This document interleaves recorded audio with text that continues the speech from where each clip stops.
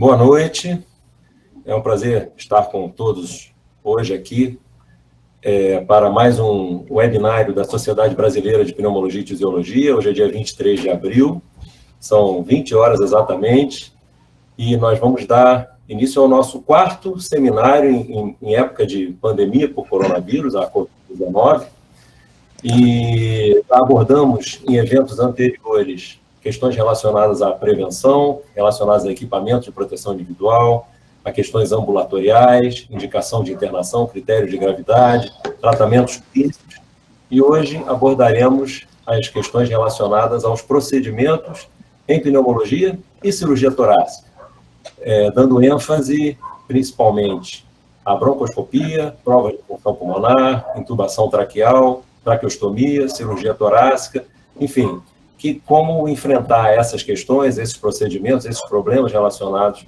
a esses procedimentos em época de uma pandemia com esse grau de infectividade que nós estamos enfrentando hoje. Meu nome é Luiz Paulo Noivos, eu sou pneumologista, sou chefe da divisão de pneumologia do Instituto de Doenças do Tórax, da UFRJ, e coordenador do serviço de pneumologia do Hospital Quintador. Tenho o prazer de ter conosco aqui 3 colegas de notório saber nessas áreas que nós vamos discutir hoje, que eu vou apresentar para vocês nesse momento. Temos conosco o Dr. João Pantoja, que é diretor-geral do Hospital Copa Estado, Rio de Janeiro, um hospital que tem se notabilizado pelo atendimento a uma grande quantidade de pacientes com a Covid-19, especialmente pacientes de alta complexidade, vem desenvolvendo protocolos e uma experiência grande no tratamento desses pacientes. Temos também o Dr. Guilherme Montal, que é o presidente do Departamento de Endoscopia Respiratória da SBPT, da Bahia, está aqui conosco para conversar sobre especialmente os procedimentos relacionados à broncoscopia, e também o Dr. Ricardo Terra, que é livre-docente da disciplina de cirurgia torácica da USP e também diretor científico da Sociedade Brasileira de Cirurgia Torácica. Queria agradecer a todos por estarem aqui conosco e vamos ter uma oportunidade de debater, discutir e falar sobre esses temas importantes para todos nós. Nesse momento, nós temos 300 pessoas conectadas conosco, acabamos de começar, de 103 cidades diferentes, e já há uma série de perguntas chegando. Com relação às perguntas, eu queria dizer que algumas das perguntas que já chegaram a nós dizem respeito naturalmente a procedimentos e outras não. Envolvem questões relacionadas a diagnósticos, questões relacionadas a tratamento. Essas perguntas todas serão respondidas, mas aquelas que não tiverem relação ao evento em si, a questão dos procedimentos, não teremos como responder hoje, mas serão encaminhadas respostas por e-mail a todas aquelas pessoas que fizeram as perguntas e que disponibilizaram seus e-mails. Muito bem. Então, eu queria começar conversando com o Dr. Guilherme sobre broncoscopia. Guilherme, existe, e naturalmente a todos que quiserem se posicionar e debater as questões que vamos levantar. Guilherme, existe uma indicação para broncoscopia na Covid-19?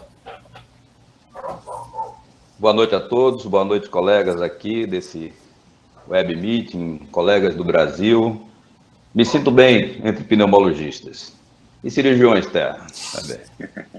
Mas é um tema polêmico, Luiz, essa questão da broncoscopia, né? Para você ter ideia, no dia 16 de março, certo? Saíram as recomendações do Departamento de Endoscopia Respiratória da SBPT, onde foi feita uma restrição muito grande à realização de broncoscopias.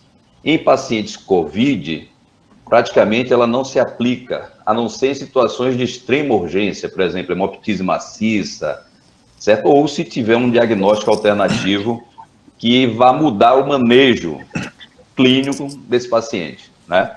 Mas para diagnóstico da COVID, praticamente não faz, embora o LBA tenha a maior sensibilidade de todos os métodos diagnósticos na detecção do antígeno, 93%.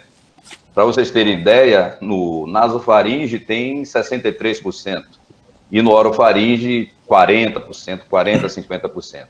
Mas o problema é o custo de contaminação de uma equipe inteira em você fazer broncoscopia para coletar o LBA.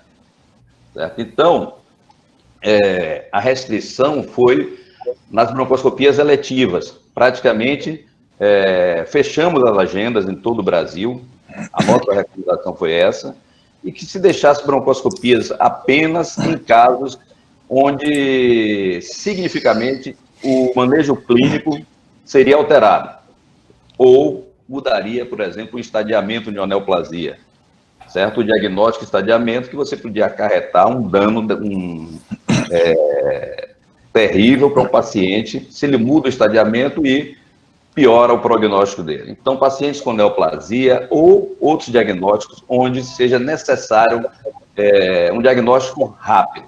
Então, praticamente, as broncoscopias só ficaram em situações de urgência e emergência. Ok. Gostaria de fazer uma parte. Pode falar. A gente está aprendendo com essa doença muito na medida em que é uma doença que chegou recentemente e cada vez mais temos um número muito grande de pacientes em CTIs, né? Então, na linha direta do que o Guilherme falou, a gente tem visto situações na qual a gente bem que gostaria de não fazer a endoscopia, mas pacientes entubados que fazem plug mucosos ou que fazem, depois de serem entubados, o que a gente imagina ser uma pneumonia associada à ventilação mecânica, e a gente tem que fazer um inventário microbiológico, tudo. Então, a gente tem que enfrentar essa torada, me desculpe a expressão, né? Nada. Então, é uma situação que a gente, infelizmente, tem visto, na medida em que, apesar de instituições onde eu tenho visto esses casos, a média de duração de ventilação mecânica ter sido em torno de 7 dias, a gente frequentemente vê casos de pacientes com 3 semanas ou mais tempo em ventilação mecânica, inclusive já traqueostomizados, etc., e que a gente tem complicações, como qualquer paciente de ventilação mecânica, e que a broncoscopia é um método diagnóstico e, às vezes, terapêutico que a gente tem que enfrentar. Outra situação também que eu gostaria de salientar, se possível, em relação a determinados casos que a gente tem dúvida diagnóstica, né? É muito fácil a gente dar o diagnóstico COVID quando a gente vê o paciente com a história clínica típica, uma tomografia bastante típica do que a gente imagina ser típica, infiltrada vidro fosco bilateral, etc., e que você tem um parâmetro laboratório também que suporta o diagnóstico. Só falta você, literalmente, correr para o abraço depois de você pegar o teste do COVID e falar assim, é isso e até logo. Vou fazer o que eu tenho que fazer, a manutenção ou o tratamento que eu quiser. Entretanto, a gente agora tem visto com muita frequência casos bem atípicos, sabe? Infiltrados somente lobares, pacientes que fazem, inclusive, dependendo da suspeita, um teste, como já foi falado muito bem pelo Guilherme, tem uma acessibilidade limitada, né? 60%, 70%, um teste negativo, a gente pede o segundo teste ainda com o paciente na coorte, né? Ou seja, afastado de tudo e de todos, o segundo teste sai negativo. Eu recentemente tive um caso que eu pedi o terceiro teste, ainda mantendo o indivíduo lá, e nesse momento o indivíduo já estava internado há 10 dias, pedi sorologia. E o terceiro teste veio negativo e a sorologia veio positiva com a IgM subindo. Então, para dizer quão é difícil isso. O que eu quero dizer? Se esse teste fosse negativo, eu ia broncoscopar, porque era uma pneumonia atípica que não respondia ao tratamento usual de pneumonia atípica e era um quadro realmente que não tinha manifestação inflamatória de grande ponta, mas mantinha o paciente precisando de oxigênio. Perfeito. Guilherme, então, voltando ao Pantoja, ao Terra, essa circunstância, então, da indicação da persistência de determinados exames, que são aqueles essenciais, por conta da necessidade de você dar um diagnóstico de uma neoplasia, que possa permitir um tratamento mais precoce, evitar que a doença evolua. Vocês fazem uma triagem dos pacientes com relação à busca de sintomas respiratórios, no intuito de tentar, então, minimizar a exposição da equipe. E, além disso, uma vez que, naturalmente, você faça o exame, quais são os equipamentos e as condições da sala, enfim, do ambiente da endoscopia, que são necessárias para nos atender na realização da broncoscopia?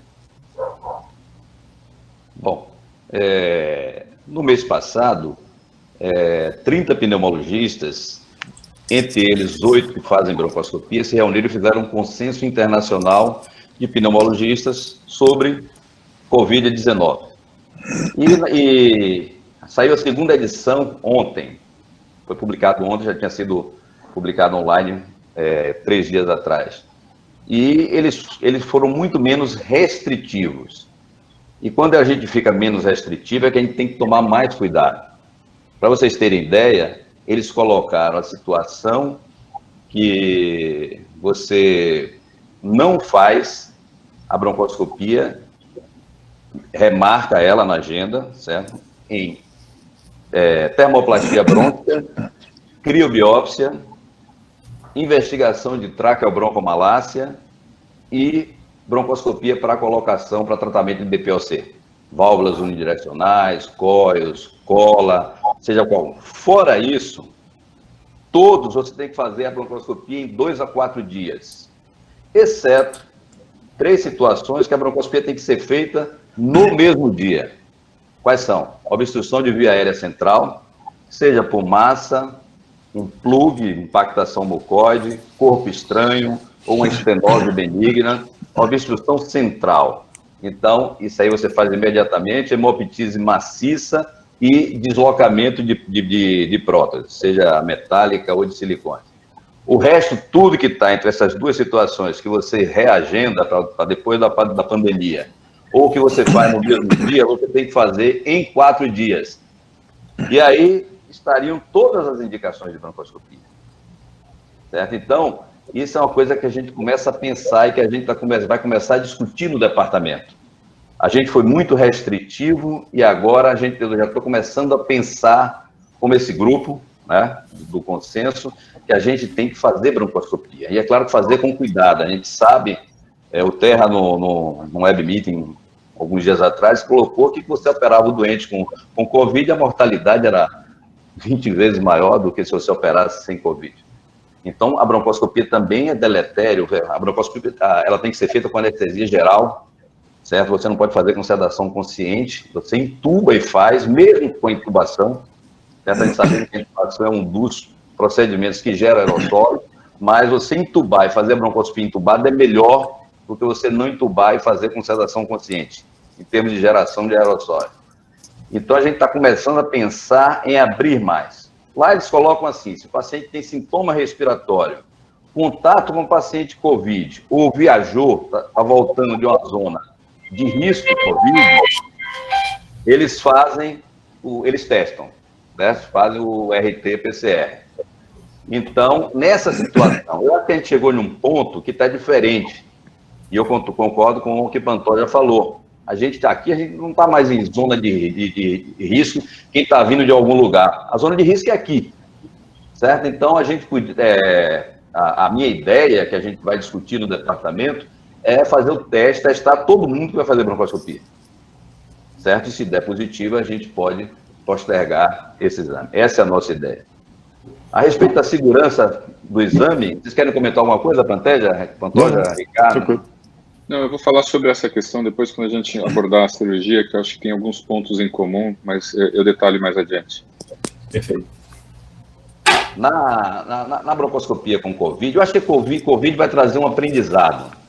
O aprendizado é o seguinte: o normal vai deixar de ser normal. O normal vai ser você se paramentar todo para fazer uma broncoscopia depois da pandemia.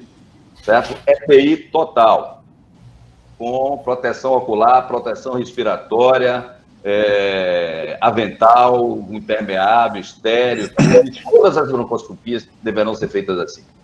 Eu acho que esse vai ser um ensinamento da pandemia. Se hoje você vai fazer, o hospital está dividido assim, ó, zona dedicada e zona não Covid. Aí você vai fazer uma broncoscopia lá na zona dedicada, você recebe um tipo de EPI. Vai fazer na outra região, na outra zona, outro tipo de EPI. Eu acho que a gente tem que fazer toda a broncoscopia pensando que é zona dedicada à EPI. Em Salvador, um hospital está fechando, um hospital que tem 1.000 leitos, estava com 300 pacientes, era considerado hospital de zona não Covid, certo? Então, os residentes, os médicos, os funcionários, todo mundo tranquilo, era não Covid, de repente, quase 100 pessoas testaram positivo nesse hospital e resolveram fechar para fazer uma desinfecção total no hospital. E o hospital não Covid.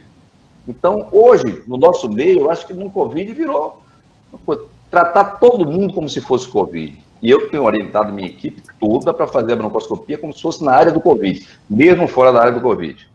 Certo? Se você tiver pressão negativa na sala, o mínimo de pessoal possível. Interromper o ensino é importante, porque é mais gente dentro da sala e demora mais o procedimento.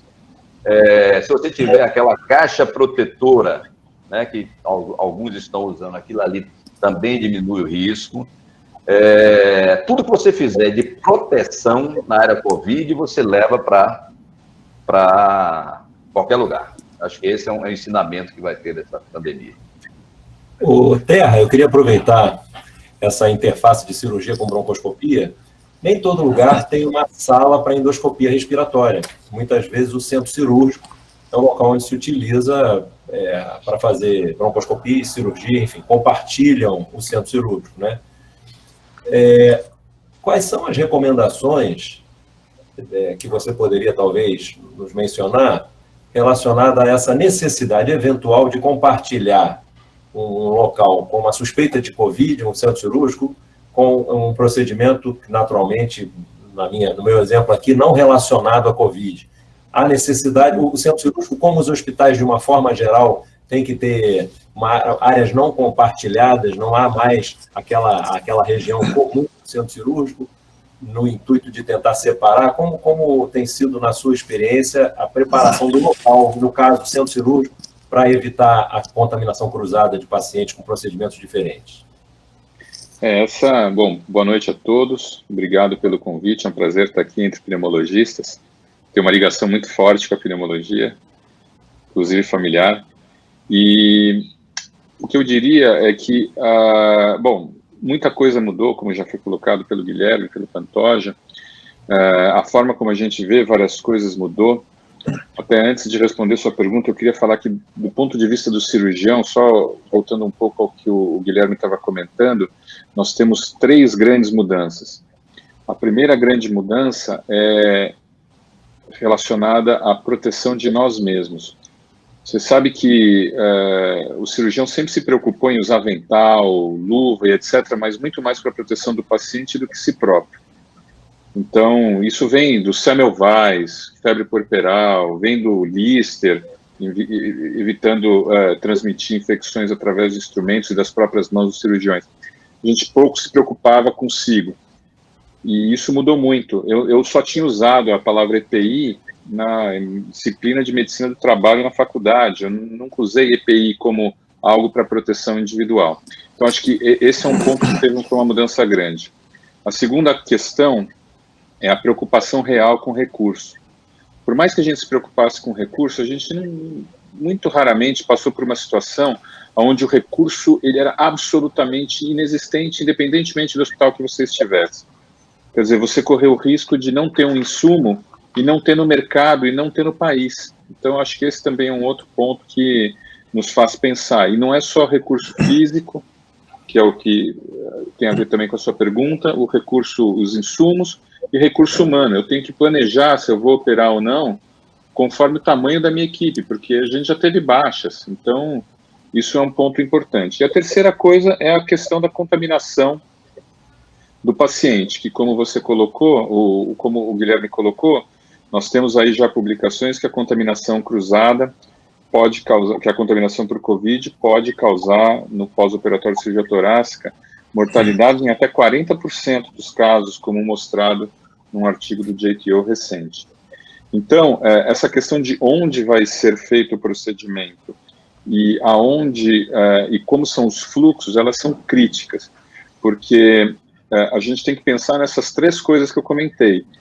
Como que a gente faz para proteger a equipe, como que a gente vai usar racionalmente os recursos que a gente tem e como que a gente vai minimizar a infecção cruzada, porque se a gente contaminar o não Covid operado por outra coisa, com Covid, vai aumentar muito a mortalidade desse paciente. Dito isso, o mais importante é realmente que o hospital tenha fluxos separados. Então, hoje, o centro cirúrgico, quando tem um caso que é sabido Covid, esse paciente vai ter um fluxo completamente diferente dos pacientes não Covid. Então, a sala vai ter uma desinfecção específica, vai ter uma plastificação de parte dos aparelhos, o uso dos EPIs é magnificado, né? Na verdade, se usa mais até EPIs, apesar de que nós temos usado, como o Guilherme colocou também, EPIs que não utilizávamos antigamente, mesmo para pacientes não Covid, como a máscara N95 e o óculos. E o ideal é que seja feito numa sala com pressão negativa, o que a gente sabe que é muito raro nos hospitais do país. Mesmo hospitais grandes, tem uma sala no centro cirúrgico todo que tem a pressão negativa. Nas UTIs, só alguns leitos têm. Então, o que a gente tem tentado fazer é, por exemplo, traqueostomias. Se tiver um leito com pressão negativa, ótimo, fazemos no leito. Se tiver uma sala com pressão negativa, fazemos na sala com pressão negativa. Mas isso não é a realidade da imensa maioria dos lugares, e a gente tem que tomar cuidado para constituir como se fosse uma antessala.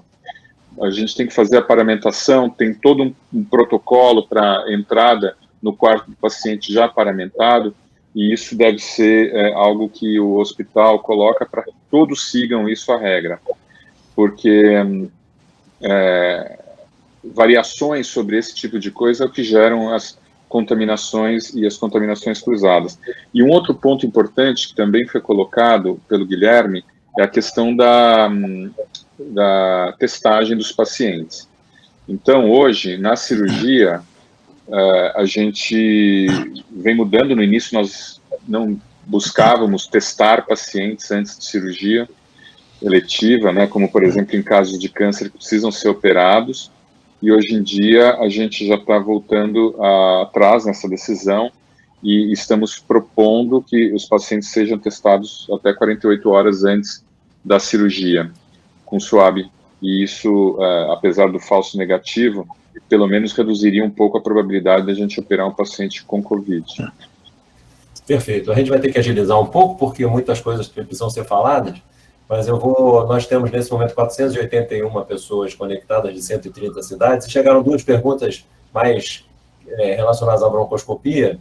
Guilherme, uma delas é se pode-se fazer com broncofibroscópio ou exclusivamente videobroncoscopia, né? E se a desinfecção é exatamente igual como se fazia no tempo anterior à Covid. A desinfecção é a mesma, certo? Você tem que ter os cuidados que a gente tem, mesmo fora da pandemia. Não muda. A desinfecção de alto nível ela é suficiente e tranquila para eliminar o Covid. O Covid fora do corpo humano, ele é meio bobinho. É diferente de alguns outros micro-organismos. Você passa água com sabão, você já matou o vírus. Então, a desinfecção de alto nível é suficiente. E tanto faz para o fibrobronco ou o videobronco. A vantagem do videobronco é que você fica longe do canal de trabalho do broncoscópio. Então, o vídeo está lá, o broncoscópio você pode botar onde você quiser aqui. Se você fizer o fibro e não tiver a microcâmera para acoplar, porque aí se transforma num videobronco também, né? Então você tem que ficar aqui e você recebe mais aerossol. Essa é diferente. Broncoscopia rígida, por exemplo, ela está proscrita em tempo de pandemia, porque ela é um tubo aberto, né? A broncoscopia flexível, todo mundo sabe, é a broncoscopia de tubo fechado. A broncoscópio rígido é a broncoscopia de tubo aberto. Então você bota lá na traqueia e aquilo ali é uma chuva de aerossol. Então broncoscopia rígida só se não tiver jeito. Por exemplo, um corpo estranho que você tenta tirar com flexível, não conseguir, você converte para rígida para você tirar. E aí, sabendo que aquilo ali é uma contaminação terrível. E qual foi a outra pergunta? O broncoscópio descartável, eu acho que essa é uma coisa que ele vai chegar com muita força, entendeu? Em todos os lugares do mundo. Ele já chegou aqui no Brasil, a gente já teve experiência com broncoscópio descartável, ele é bacana, ele vai evoluir mais, ele ainda não está no nível dos videobroncoscópios, né, atuais, tradicionais, mas é uma coisa muito bacana e não é caro. Entendeu? É um custo menos de R$2.000. R$2.000, R$2.500, você compra um broncoscópio descartável que você consegue trabalhar, fazer até broncoscopia terapêutica. Agora, ele precisa evoluir porque o monitor dele, que custa R$11.000, R$12.000, ele é pequenininho. Então, você tem que começar a botar tecnologia disso para você ver a imagem maior e com boa resolução, mas é uma alternativa muito boa. Por exemplo, eu acho que todo hospital hoje, de ponta, ele tem que ter broncoscópio já agora descartável para UTI e centro cirúrgico, para intubação difícil. Eu acho que isso aí, para mim, por quê? Porque, sem desmerecer os amigos anestesistas, mas eu já perdi uns 30 broncoscópios. Porque o anestesista, ele é diferente do pneumologista e do cirurgião torácico, que tem uma formação em broncoscopia, ele aprende a fazer broncoscopia. Não tem nenhum anestesista nos assistindo, né? Então eu posso falar tranquilamente. Então, isso eu não sei. Pois é. eles não têm formação em broncoscopia, fazem um curso, às vezes, de uma tarde. Os meus estagiários ficam um ano comigo lá, se acostumando comigo, com a broncoscopia, isso eles fazem uma tarde. E aí, pronto, ele termina o broncoscópio e joga aquilo lá e acabou. Acabei de perder um agora que o paciente mordeu o broncoscópio, certo? Uma intubação difícil e acabou o broncoscópio. Então, esse broncoscópio descartável, eu acho que ele tem uma utilidade muito grande em centro cirúrgico e UTI, terapia intensiva, para você usar nessas eventualidades. Tá bom. Então, só queria fazer uma parte. Quando a gente faz broncofibroscopia, beira-leito em terapia intensiva, né? Frequentemente temos que fazer isso, e que não temos aí a microcâmera, não temos o vídeo, etc. E que, só para lembrar para as pessoas que, mesmo nesse cenário, que é importante usar a proteção do goggle, né, a proteção ocular, ou mesmo o face shield. Só queria lembrar que fazer broncofibroscopia com face shield não é fácil. Não, Está distante da ótica, é um desafio tanto, e o goggles também não ajuda, mas é o que temos e vamos nessa. E se você faz vídeo, o vídeo fica longe, aquilo ali, uma dica, ao invés de usar acetato na face shield, usa o PETG, sim, que ele é mais transparente. Bloqueio, claro. Isso, eu queria entrar agora na intubação traqueal, até usando esse gancho que o Guilherme falou, sobre a prática dele de fazer broncoscopia precedida da intubação. Queria saber a sua opinião, Pantoli, se você acha que, de fato, não há dúvida de que isso ajuda, mas como você vê isso? E com relação à intubação propriamente dita, como tem sido a sua experiência no hospital e quais as recomendações no paciente com Covid, por favor? Olha, a gente, no início, e nós estamos aprendendo todo dia, né? Acho que todos nós quatro aqui, o Brasil inteiro, o manejo desses pacientes, né? A gente começou a ter algumas noções do que estava vindo da China, depois da Itália, etc., e a gente assumiu muitas verdades. A medicina, da forma que é praticada na China, muito diferente da medicina que eu imagino que cada um de nós aplica aqui. Então, aquela questão do paciente chegar com infiltrados e hipoxemia, intubar imediatamente, aquilo ali me parece que é uma situação que mudou completamente de configuração. No início, mesmo nos Estados Unidos, eles tinham essa ideia, eles começaram a perceber que a mortalidade estava aumentando muito com esse tipo de decisão, né? Até saiu um artigo recente até que, se eu não me engano, a mortalidade estava acima de 80% dos pacientes colocados em ventilação mecânica, e grande parte disso, na verdade, se a gente imaginar o que estava acontecendo nos Estados Unidos, nós não estamos falando dos pacientes indo para Mayo Clinic, ou Cleveland Clinic, ou Mass General. Na verdade, os hospitais comunitários sendo assolapados por esse quadro e tendo grandes áreas de terapia intensiva com pouca assistência, poucos funcionários doentes, e com isso você tinha muito problema, né? Mas, voltando à pergunta, o que a gente tem um sistema no Hospital Copastar, que são um sistema de boxes fechados, nós temos 14 boxes, quartos também, que são de pressão negativa, então a gente tem uma estrutura muito melhor que muitos lugares, como o Terra falou. Isso é um luxo, vou chamar dessa maneira, isso não é uma coisa que a gente encontra Brasil afora, né? Mas, de qualquer maneira, se o paciente evolui para a piora clínica, e a gente pode, inclusive, nesses leitos, tentar com o paciente com um catéter nasal de alto fluxo, e mesmo assim o indivíduo progride na sua hipoxemia, começa a baixar o sensório, ou seja, a intubação se torna absolutamente essencial. A gente, então, faz a intubação utilizando tudo aquilo que já está muito bem descrito na literatura, mas só para repassar, você põe o mínimo de pessoas lá dentro, você usa o máximo de recursos para acelerar a intubação, para que ela seja feita de forma rápida, você usa protocolos rápidos usando etomidato, paralisante muscular, rocurônio, para que você consiga ter um efetivo controle e estabelecer uma via aérea fechada, né? Você evita ambusar, você usa filtros, se você tiver que ambusar, filtros EPA entre o indivíduo e o ambu, para você poder sustentar a ventilação por algum período, mas tudo para você evitar a liberação de aerossóis. E você deixa do lado de fora, pronto, em stand-by, o fisioterapeuta respiratório, mais um pessoal médico que possa ajudar se houver uma dificuldade. A gente usa laringoscópio tipo McGrath ou King Vision, ou visão direta, que certamente ajudam a você acertar na primeira tentativa de intubação.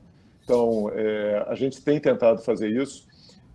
Nesse ponto, temos tido muito bom sucesso, né? Mas já tivemos casos de via aérea muito complicada, já tivemos que fazer crico em determinadas situações, porque é um grupo de pacientes muito heterogêneos, infelizmente. E a gente percebe que o paciente, às vezes, tem uma queda da oxigenação de forma muito precipitada, muito rápida. Então, às vezes, toda essa estrutura você, às vezes, não consegue montar em tempo hábil, né? Vou colocar dessa maneira. Terra, depois eu volto para o Pantoro para falar da anestesia, da intubação para broncoscopia. Mas queria ouvir sua opinião com relação a essa questão da via aérea difícil, a interface com a necessidade e a urgência da intubação. Você já passou por essa dificuldade com relação à questão da urgência? Eu não fico em UTIs, né? Quer dizer, não estou na linha de frente com o Pantoja aí intubando os pacientes. A gente geralmente entra nesses casos depois, né, quando a cricotireoidostomia já foi feita e aí ela tem que ser transformada numa traqueostomia. Então, seriam essas as situações em que o cirurgião torácico vai participar. Por sorte, tem sido bem raros esses casos, né? A gente teve pacientes que tiveram dificuldades de intubação, chegamos a ver pacientes que precisaram de crico também, mas a maioria absoluta dos casos, a intubação acabou sendo realizada. Agora, é muito importante algo que foi comentado já também, de que as pessoas que vão fazer a intubação sejam realmente experientes, porque é um momento de aerosolização maciço, fica a equipe toda tensa, o uso dos EPIs dificulta bastante, a gente tem uma tendência a se aproximar muito da cabeça do paciente, e com o face shield, às vezes, não é fácil, não só porque a visão fica ruim, mas embaça, tem diversas dificuldades técnicas com isso. A gente sofre isso também em outros momentos da cirurgia. Então, o ideal é que o tubo seja de primeira. Então, a presença de pessoas assim, treinadas é fundamental. Em alguns hospitais, tem até uma equipe da intubação, que seriam anestesistas já com bastante experiência nisso, que ficaram à disposição para esses casos.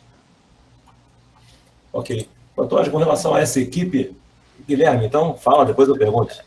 É só uma parte aqui do... na verdade, a gente faz broncoscopia, Pantoja, Ricardo, Loivos, praticamente, a grande maioria dos casos hoje, esquecendo Covid, com máscara laringéia. A gente não intuba paciente para fazer broncoscopia, certo? Esquecendo Covid, máscara laringéia em quase todos os casos, exceto broncoscopia intervencionista, que a gente faz com broncoscopia rígida ou um paciente intubado, certo? Criobiópsia, aí a gente faz com um paciente intubado. Mas, habitualmente, fora do Covid, é com máscara laringéia. Eu estou muito à vontade com os anestesistas, porque em 1994, quando eu presidi o departamento pela primeira vez, eu saí do Oiapoque ao Chuí, defendendo o anestesista dentro da sala de broncoscopia que não tinha. Todo mundo fazia broncoscopia, os mais antigos aqui sabem, certo? O que a gente fazia na nossa salinha de broncoscopia era gente Deus. Você era responsável pelo status do paciente, pelos procedimentos, pelas pinças, por tudo. Eu achava um absurdo, porque na tabela, a MB tinha lá o porte anestésico, certo? Mas ninguém conseguia botar. Então, nessa época, a gente fez um trabalho hercúleo e conseguimos, finalmente, botar o anestesista dentro da sala, que eu acho que dá um conforto muito grande. Essa questão que o Lobo está perguntando, Pantoja, na vigência da pandemia, que é recomendável que se faça a broncoscopia intubando o paciente, entendeu? Mesmo aquele que a gente faria com máscara laringéia, intubar o paciente. E uma recomendação, inclusive, desse consenso internacional que eu citei aqui, que foi publicado ontem, é que nos pacientes COVID positivo, a broncoscopia seja feita pelo broncoscopista mais experiente do grupo, para vocês terem a ideia do nível de contaminação. Por quê? Porque faz mais rápido. Por outro lado, tem o risco maior. Geralmente o mais experiente é o mais velho. Se tiver acima de 60 anos, o risco é grande. Eu estou afastado. Não falei isso de nenhuma forma para você, Montal. Você sabia. Pantoja, a intubação para broncoscopia, você também tem praticado assim? Não, olha só, a gente tem evitado fazer broncoscopia depois dessa crise se assentou de toda forma, né? O que eu estou descrevendo que a gente faz broncoscopia, nesse momento, é mais em paciente em terapia intensiva. Recentemente, a gente fez 2 EBUs, agora nessas últimas 2, 3 semanas, em paciente não Covid, né? Claro, com todos os cuidados, etc, etc. Mas utilizamos a máscara laríngea. Mais fácil de fazer com o EBUs, um controle maior, pelo menos, e os resultados foram positivos no sentido de diagnóstico que a gente tinha que ter, era câncer de pulmão, que precisava ter o estadiamento cirúrgico, etc, etc. Mas, no geral, a gente tem feito broncoscopia basicamente em casos de demanda excepcional, como eu já descrevi, em CTI, ou esses casos de dúvida diagnóstica, que aí a gente age da maneira que o Montal está descrevendo. Uma pergunta para o Pantoja. Posso só... Claro. E, Pantoja, nesses casos do EBUS, você fez o teste antes? Você chegou a testar para Covid? Não fizemos o teste, não. A gente fez um inventário de história, mas não fizemos. Essa é uma questão muito importante que você está levantando, porque não só é uma coisa que a gente deve fazer cada vez mais, você tem razão, mas o grande problema, na verdade, tem sido um pouco de falta de material, né? Sim. Então, a gente tem poupado bastante isso. Paciente que é dentro da instituição, com casos respiratórios, a gente faz, ou seja, graves, obviamente, senão não estariam sendo internados, ou nossos profissionais de saúde, né, que para a gente poder testar e avaliar se o sujeito vai voltar em pouco tempo ou em muito tempo, a gente faz isso também. Mas nos Estados Unidos agora, eu estava falando com alguns colegas, na verdade, eles estão com 100% na Flórida, em Minnesota, 100%, paciente sendo internado, eles fazem o RT-PCR de qualquer maneira, tenha qualquer sintoma respiratório ou não, e tendo o resultado deles em 24 horas, eles já alocam o paciente na área A, B ou C, né? Sim. Isso tem sido feito, mas nós não temos feito até agora, não, realmente. Perfeito, está ótimo. Ricardo, então tem havido muitas perguntas. Não, desculpe, antes de encerrar o assunto, vamos passar a seguir para a traqueostomia, questões relacionadas à intubação com relação ao laringoscópio. É necessário o vídeo laringoscópio ou poderia-se utilizar o laringoscópio comum? Pergunta que veio também aqui dos nossos ouvintes, que já são praticamente 500, 498 conectados de 132 cidades. Acho que aquilo que a gente tinha falado, né, Luiz Paulo? Quer dizer, o vídeo laringoscópio, ele ajuda você a ter uma precisão, uma rapidez, uma segurança, uma certeza na intubação muito maior que o laringoscópio comum, né?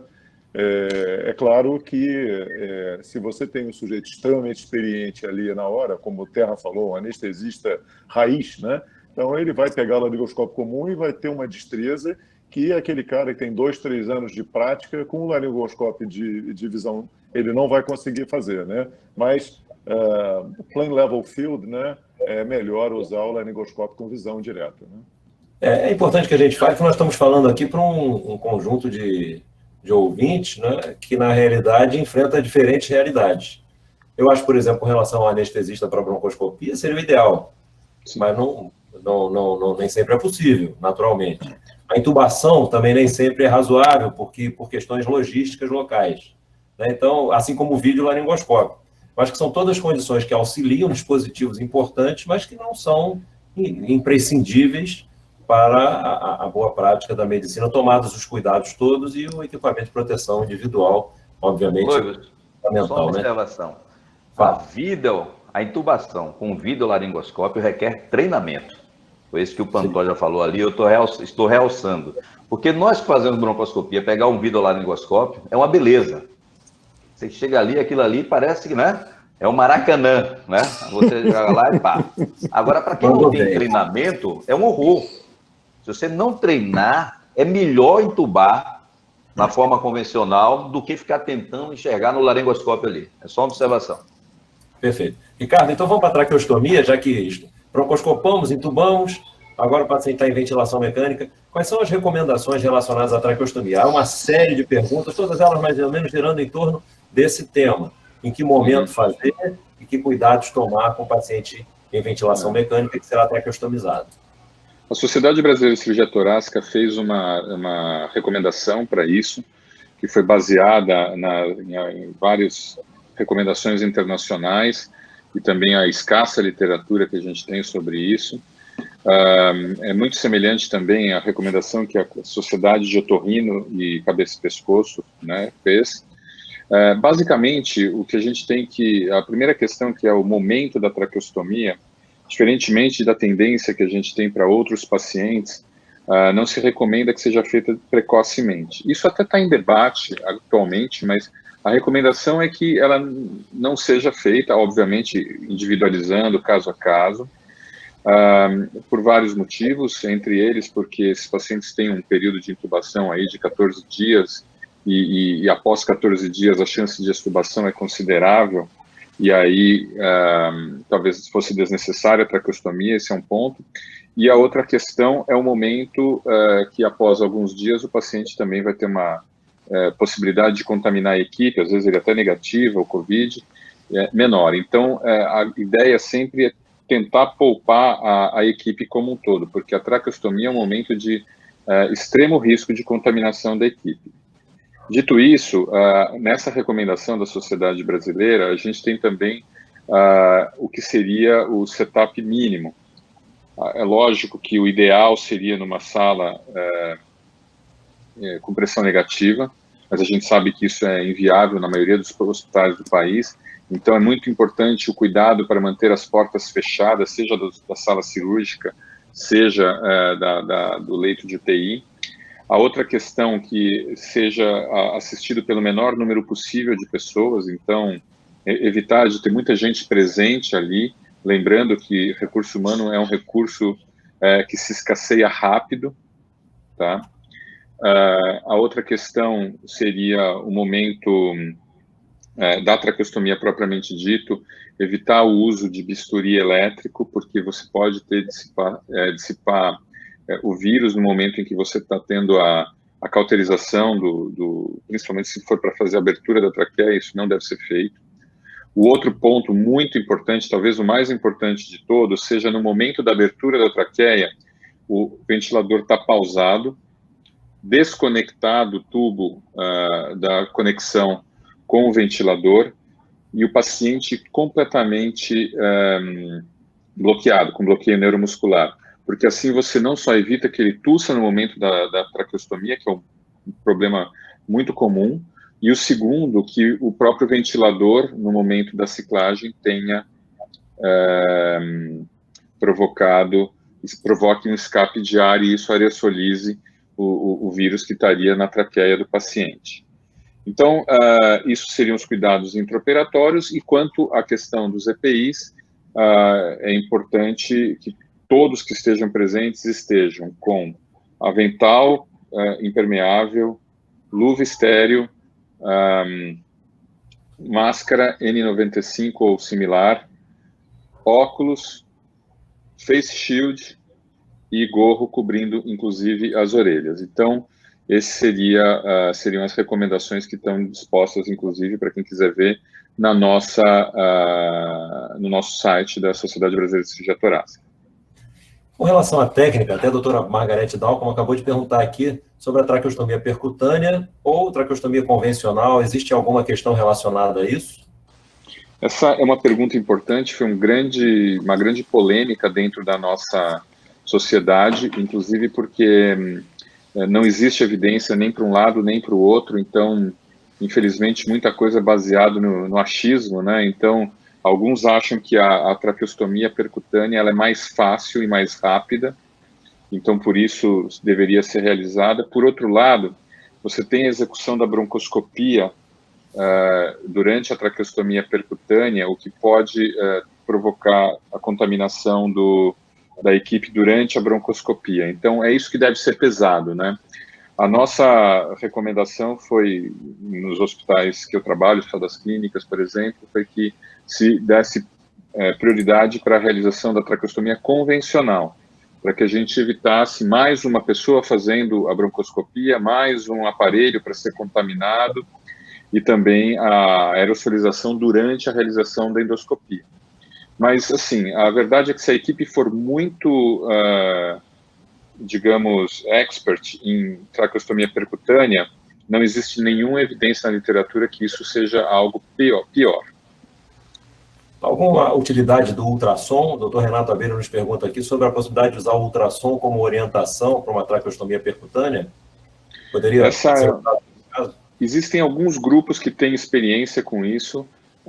Nós realmente desaconselhamos, apesar de que tem um grupo dentro do Hospital das Clínicas que faz isso e com alguma rotina.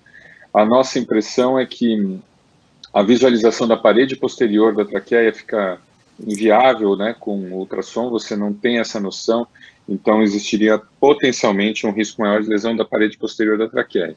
Mas essa é uma discussão técnica que acho que extrapola o COVID. Se o grupo, mais uma vez, for muito capacitado em fazer isso, acho que tudo bem. A questão, eu já vi as pessoas demorarem bastante tempo com ultrassom para achar o ponto de punção, e o procedimento não foi tão rápido. Então, não vi, aí é uma opinião pessoal, grande vantagem em relação à traqueostomia aberta, que é um procedimento habitualmente mais padronizado. Perfeito. Bom, só para fechar a traqueostomia, eu já tive acesso à informação sobre utilizar como recurso um meio transparente, cobrindo a via aérea, de maneira que você trabalhasse por dentro, mas acho que isso talvez não seja uma coisa muito utilizada. Para trabalhar por baixo de um campo, uma coisa transparente. Ok. Então vamos falar sobre a cirurgia torácica e, fundamentalmente, questões relacionadas ao preparo para a cirurgia torácica, propriamente dita, menos técnica do que preparo. Aí chegamos a um ponto em que a espirometria torna-se fundamental na nossa conversa. Como é que está isso na visão de vocês? Quer dizer, a recomendação da Sociedade Brasileira, de uma série de outras sociedades, tem sido de evitar de realizar espirometrias para casos não essenciais, entendendo como casos essenciais aqueles que pudessem estar relacionados especialmente a avaliações pré-operatórias, não apenas de cirurgia torácica, mas eventualmente outras cirurgias. Já houve uma série de perguntas aqui a qual tenho acesso sobre mastectomia e uma série de outras circunstâncias de pacientes não COVID, né, que pudessem necessitar de espirometria. Qual é o pensamento de vocês, Pantoja? Você tem encaminhado pacientes à cirurgia? Como é que você tem feito esse preparo e como você seleciona pacientes para encaminhar para a cirurgia torácica? No caso, especificamente, avaliação clínica e, naturalmente, função pulmonar. Luiz Paulo, a gente tem que aproveitar aquilo que a gente tem com o paciente. O paciente apresenta um quadro de uma doença torácica, cirúrgica, eminentemente cirúrgica, como, por exemplo, um câncer de pulmão. E a gente avalia que esse paciente é ressecável e, obviamente, a gente avalia todo o outro risco sistêmico e o paciente tem um sinal verde para o procedimento. A gente tem que estratificar a questão fisiológica e respiratória. E não tem jeito de você fazer uma ressecção sem você ter uma prova funcional adequada. Então, o que a gente tem feito aqui, obviamente, é conversado com os colegas que fazem a prova funcional respiratória, né? Esses pacientes, obviamente, eles não têm que ter nenhuma sintomatologia que sugira recente exposição ou alguma coisa relacionada ao COVID. Eles fazem nos testes digamos, laboratórios de função respiratória, com todos os cuidados, ou seja, que na sala tenha uma pessoa só com o paciente, o técnico, que usem o técnico use as máscaras, aquela coisa toda, né, que a gente sabe, e o teste tem o propósito exatamente de permitir ao cirurgião que use a janela temporal e possa fazer ressecção pulmonar. Nesses últimos 2 meses, eu tive 2 casos que eu pedi prova funcional respiratória. Normalmente, eu vou dizer para você que a gente pede 10 a 20, mas tem acontecido isso em função do COVID. Ricardo, e como é que você tem visto a questão do preparo pré-operatório funcional, especificamente? Você, naturalmente, tem que interagir com o clínico e com o fisiopatologista, eventualmente. Como é que você tem visto esse momento aqui de COVID? Assim, eu acho que esse é um problema enorme. A gente teve que se adaptar a essa questão, essa crise que a gente está vivendo, mas a gente tem que começar a entender que nós já estamos há 2 meses nessa crise. Há 2 meses, vários pacientes estão sendo postergados à cirurgia. Então, eu acho que em algum momento nós vamos, como sociedade, ter que discutir como que vai ficar essa recomendação, porque os pacientes precisam ser tratados. Então, acho que essa é um ponto a ser discutido. Na prática, o que tem acontecido é que é muito difícil você conseguir qualquer prova funcional hoje. Então, muitos dos pacientes que nós operamos nesse período são os pacientes que já tinham provas funcionais feitas antes da determinação. Alguns pacientes, a gente, conversando com a equipe clínica, dispensamos a prova de função pulmonar, viabilidade de realizá-la, e em alguns casos a gente utilizou provas de campo, mas não existe lugar que você possa fazer um pedido de prova de campo. Então, por mais que isso seja algo até na literatura, que está disponível e etc., a operacionalização disso é bem complexa. Então, eu acho que esse é um desafio que a gente tem agora para o mês de maio. Como é que nós vamos conseguir retomar a cirurgia de pacientes que têm câncer, que precisam ser operados? Os hospitais, alguns têm condição de realmente receber esses pacientes, então é algo que eu acho que a gente precisa rever. Na realidade, nós enfrentamos essa dualidade, né? É um exame necessário, fundamental, importantíssimo para a pneumologia. As recomendações de quase todas as sociedades internacionais e da brasileira, elas têm pontos de convergência muito grandes, quer dizer, de uma forma geral, a recomendação é realizar os exames pré-operatórios para cirurgias de urgência ou aquelas cirurgias que não podem, ainda que não sejam de urgência, mas que não possam ser adiadas a perder de vista, que precisam ser realizadas num tempo próximo e naturalmente, minimizar risco, minimizar a exposição, e essa escolha de qual é o paciente que vai fazer é que vem sendo difícil. Naturalmente, usar equipamento de proteção individual, o técnico ficar atrás do paciente, de uma forma geral, o paciente em áreas que tenham pelo menos as salas de 2,5 metros a 3 metros, evitando aquela proximidade de 1 metro com o examinador, e, se possível, até que o paciente esteja à sua frente, não haja sequer equipamento, de maneira que ele evite aerosolizar e contaminar o ambiente. Mas isso eu acho que é uma questão fundamental. E tem sido pergunta frequente aqui também, qual a opinião nossa, de todos nós, em que poderíamos retornar até fazer provas de função pulmonar. Por exemplo, já há várias perguntas relacionadas aqui. A IgG, será que positiva para o COVID? Será que conferiria uma tranquilidade para a realização de espirometria no paciente? Quer dizer, a princípio, me parece intuitivamente que sim, mas ainda há muita coisa entre o céu e a terra antes de tirarmos essa conclusão. Queria saber a sua opinião, a opinião de vocês, Guilherme, Pantoja e Ricardo. Será que em que momento a gente pode entender que o paciente deixou de ser um paciente de risco por conta da solução da sua infecção e que poderá vir a frequentar de forma menos arriscada a realização do exame de função pulmonar? O que vocês acham? Eu acho que tem uma situação que a gente não entende ainda muito dos testes, né? Então, a gente sabe que a gente faz o RT-PCR para diagnóstico, já a acessibilidade muito bem falada pelo Guilherme, e aí o paciente melhora, graças a Deus, etc. E aí fica aquele conundro. Vamos testar o paciente? Aí você vai e faz um RT-PCR, depois de 14 dias o paciente já está bem há mais de 72 horas e, surpresa, vem o RT-PCR positivo. O que significa?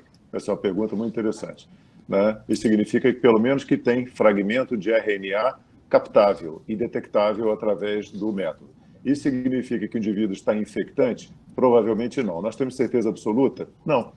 Isso só vai ser resolvido, eu acho, quando a gente tiver uma nova geração de testes de carga viral, que aí vai poder dizer para a gente exatamente o que a gente tem em mãos, que no momento a gente não sabe, né? E a segunda questão é, ok, o sujeito agora apresenta já IgG, uma nova moda agora tem a IgA, IgM tem a IgA e finalmente tem a IgG. Bom, quem tem IgG, então não é mais carreador. Bom, isso ainda é um pressuposto não comprovado, né? A gente imagina que quem tem IgG está imune, se Deus quiser, para a vida inteira, talvez, e que não carregue o vírus e não disperse mais o vírus. Mas isso é uma coisa ainda a ser comprovada. Então, a gente tem muito que aprender e o principal, eu acho que o que está sendo discutido, eu adoraria que o Terra tivesse razão, que em maio a gente vai voltar, entre aspas, a começar a viver uma vida mais normal, mas os especialistas epidemiológicos estão dizendo que o tsunami está à vista, a gente já consegue ver ele depois que os sismógrafos já avisaram que ele estava vindo, que a onda estava vindo ali, então o tsunami está vindo agora na última semana de abril, e que provavelmente essa onda vai perdurar o mês de maio inteiro. Então, eu acho que a gente vai entrar nessa seara de liberalização e tentativa de volta. Com essa tentativa, a gente nunca mais vai voltar a ser exatamente o que nós éramos antes, para lá de junho. Então, é o meu receio, né? Terra, quer comentar a respeito disso, não? Assim, eu não acho que nós vamos voltar ao normal, não. Meu ponto principal é que a gente já está há 2 meses de muitos pacientes postergando os procedimentos. E pelo contrário, eu acho que eu concordo com essa sua última afirmação. Eu acho que esse problema ele vai continuar aí por muito tempo. Talvez a gente consiga resolver um pouco ao longo do tempo, aí dos próximos 1, 2 meses, a questão da falta e escassez muito aguda de recurso. Mas problemas como a questão da infecção, tanto da contaminação dos profissionais, como a contaminação de pacientes que podem ter consequências graves das suas infecções, elas ainda vão ficar por um tempo. E a gente vai ter que arranjar soluções para resolver a vida desses pacientes. Esse é o meu ponto principal. Os pacientes estão hoje com muito medo de ir ao hospital.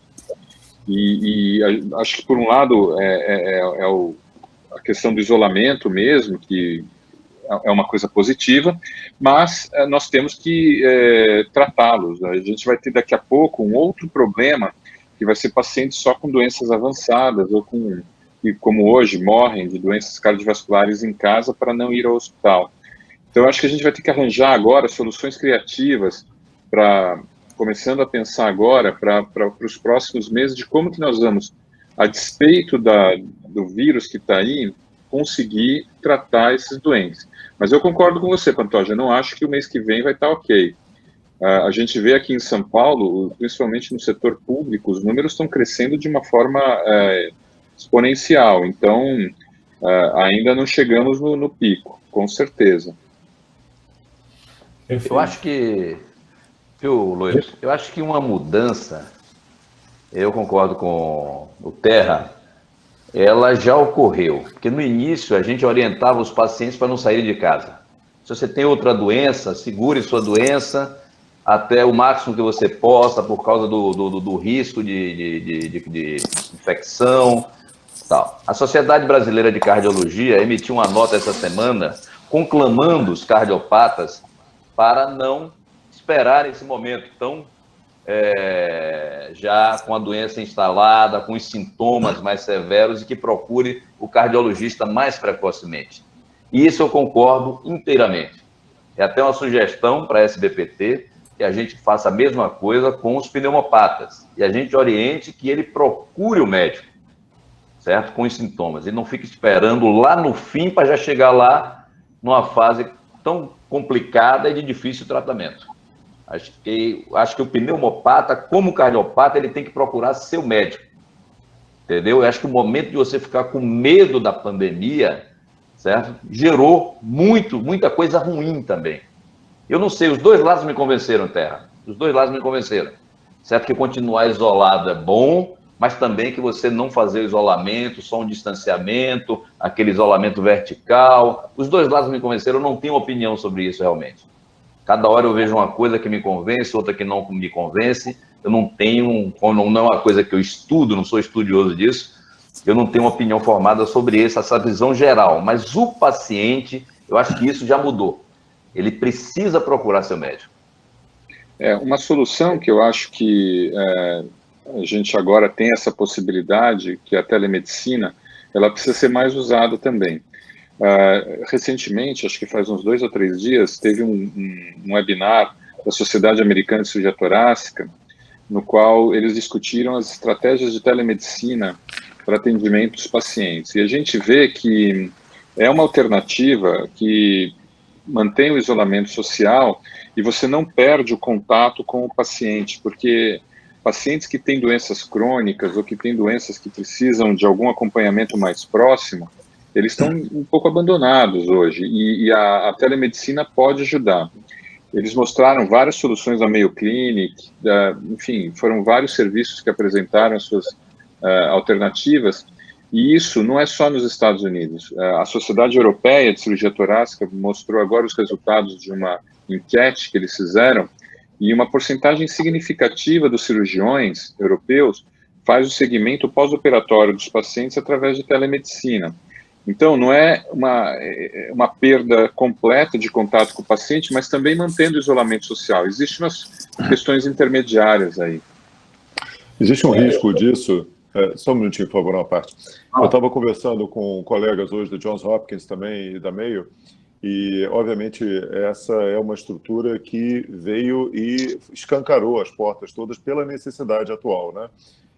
Parece que 90% a 95% das consultas atualmente são telemédicas, né? São no sistema de telemedicina, exatamente por favorecer o distanciamento social. Entretanto, a grande questão, uma vez passada esse tsunami, desculpe a expressão, o que vai sobrar do contato médico. A gente sabe que o contato médico, o exame físico, o olho no olho, né, a comunicação, o julgamento fazem toda a diferença. A telemedicina não é capaz ainda de dar isso, né? O problema é que aí as fontes pagadoras podem achar que não. Na verdade, essa é uma maneira bastante prática, pragmática, e vamos começar a reduzir, então, o contato físico do paciente fazendo telemedicina 3x4. De novo, desculpe uma expressão mais barata, né?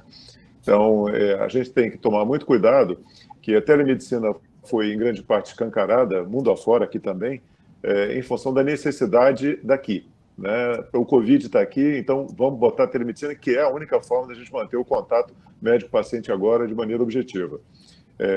Mas o resgate do contato pessoal do paciente com o médico vai ser importante, uma vez que a gente tiver a passagem desse quadro que nós estamos vivendo no momento, né? Sem dúvida, isso eu concordo com você. Eu queria falar com o Guilherme a respeito do isolamento. A questão é o recurso médico, né? Recurso de leito. Se a gente é muito preocupante você eventualmente entender que já dá para liberar um pouco. Acho que a resposta para liberar o isolamento são testes. Mas quando a gente tiver recursos para fazer testes sorológicos e entender que a população de fato está caminhando para a imunidade, quer dizer, uma série de pessoas, aquelas com história de doença ou eventualmente assintomáticos, que já começam a surgir com IgG positivo, talvez aí seja o momento. Mas talvez antes disso seja muito arriscado você liberar por conta da insuficiência de leitos e a incapacidade de atender essa onda que, como disse o Pantoja, está chegando. Nós estamos chegando próximo aqui do final do nosso seminário e eu queria fazer uma pergunta para todos, que o doutor Badini acabou de perguntar aqui, com relação a essas recomendações de espirometria, recomendação da Sociedade Brasileira, e não são determinações, mas sim recomendações, já me lembrou o doutor Alberto Cuquier, também aqui online conosco, assim como de outras sociedades. Nenhuma delas, como também no que diz respeito à broncoscopia ou à cirurgia torácica, recomenda o uso do RT-PCR antes dos procedimentos. E parece quase que um consenso que nós estamos tendo aqui, ainda que tenha surgido sem nenhuma combinação prévia, que talvez o RT-PCR pudesse ser um exame que nos permitisse, pelo menos com a sensibilidade de 63%, quer dizer, nos tranquilizar com relação à exposição. O doutor Badini nos pergunta se seria o caso de fazer antes da espirometria, como também da cirurgia, da traqueostomia e da broncoscopia. Eu vou, então, deixar essa pergunta para cada um dar a sua opinião sobre como tentar prevenir usando isso. Me parece que talvez haja até um entendimento comum a todos, mas é importante. E depois a gente passa para as considerações finais, uma vez que já estamos chegando ao final do nosso webinário. O que vocês acham sobre, então, o RT-PCR precedendo esses exames todos que nós hoje discutimos? Não, eu acho que o Badini e o Alberto têm razão. Você não tem uma evidência científica disso. Agora, também tem o seguinte... evidência científica é uma coisa importantíssima, certo? Mas se você quer tudo, tem um grande pneumologista não, ele é reumatologista, que lhe diz o seguinte: você quer construir um prédio de concreto, use o raciocínio clínico. Quer construir um castelo, mas de areia, use só fluxos, diagramas e protocolos, certo? Esse, na verdade, não tem um trabalho randomizado, controlado, mostrando sobre isso. Mas você vê que o consenso, esse que eu citei ontem, ele recomenda você testar. Ele não recomenda você testar em todo mundo, mas se você é contato de Covid, Se você tem sintomas, ou se você viaja de uma área de risco, ele recomenda que você teste. O que eu falei naquela hora ali é que a gente já está na área de risco. Então, eu concordo que isso aí tem utilidade. Concordo com o que... Para os assintomáticos. Aqui nesse webinar. Assim, eu acho que o meu ponto, Luiz, é o seguinte: a gente está numa fase de constante mudanças, né? Então, nós mesmos no ICESP tivemos uma discussão preliminar de que nós não testaríamos. E a razão disso era porque a gente considerava que 60% de sensibilidade era muito baixo, e a gente considerava que, como a gente tem escassez de exames, isso aí deveria ser utilizado de uma forma melhor em outros pacientes. Mas a questão é que, conforme vai mudando e as coisas vão evoluindo, o conhecimento vai aumentando, a gente vai vendo que realmente a probabilidade desses pacientes cirúrgicos, por exemplo, se contaminarem e se eles se contaminarem, desenvolverem uma complicação gravíssima, com uma mortalidade de 40%, então qualquer coisa que a gente consiga reduzir o risco já seria algo favorável.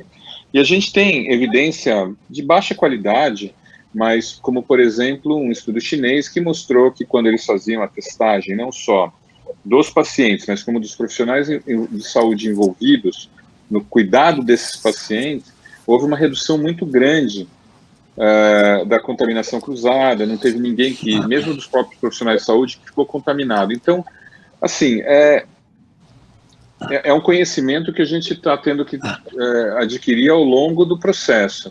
Então, por isso que não tem nenhuma recomendação ainda, mas eu acho que agora é um momento em que nós devemos começar a discutir.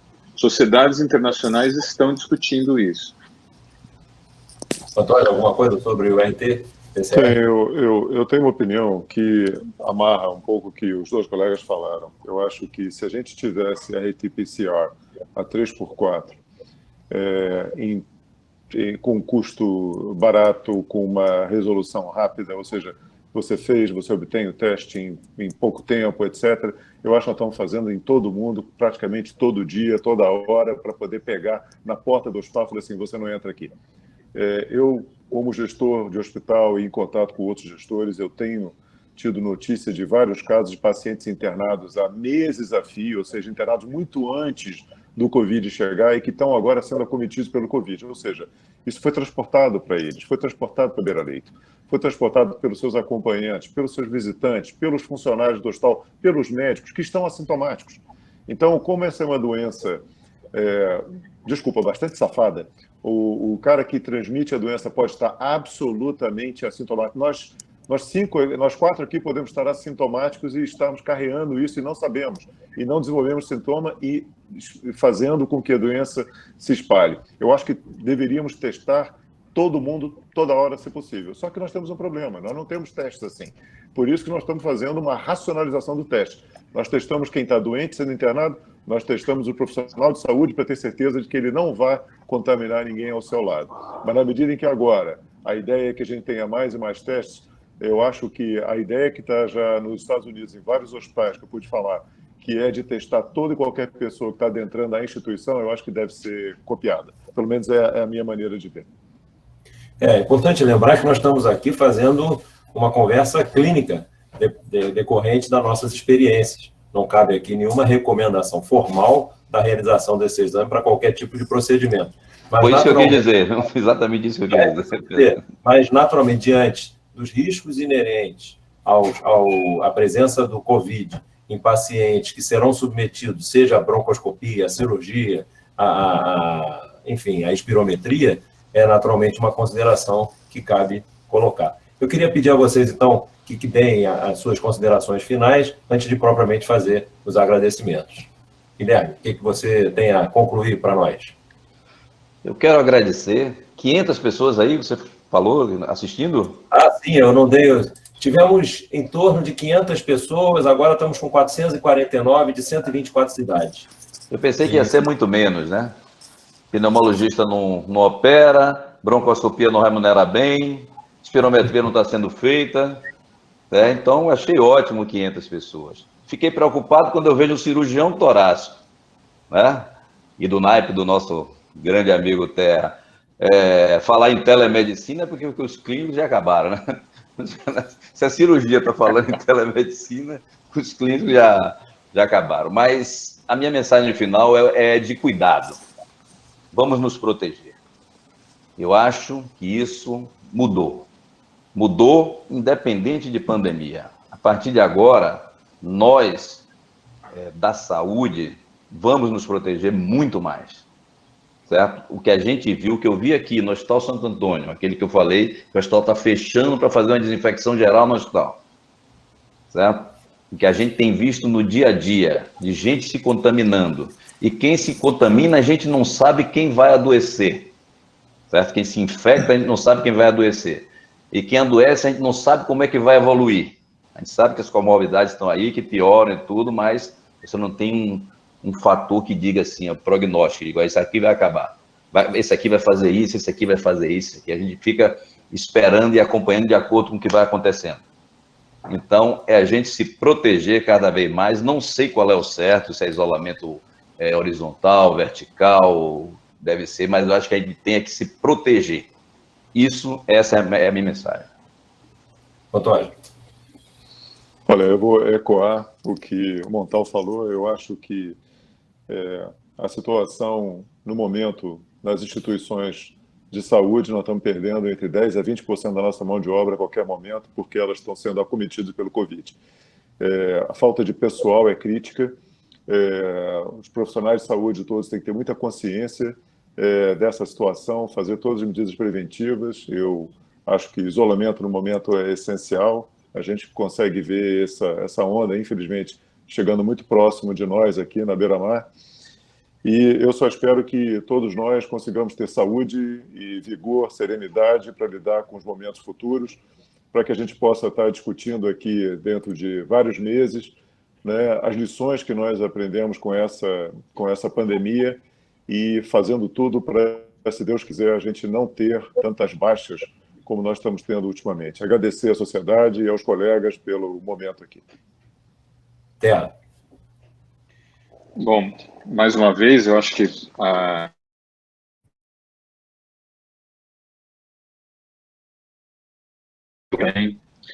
lembrando que existe muita literatura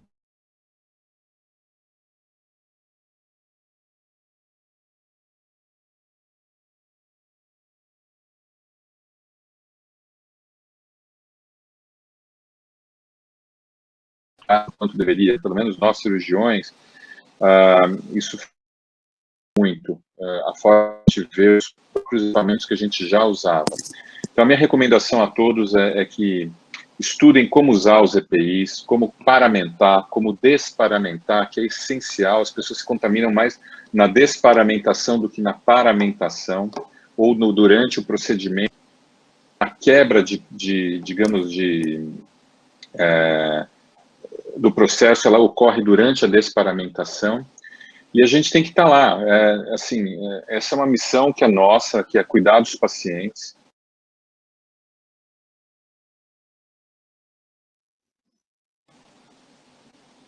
Então, cuidem-se e cuidem dos seus pacientes.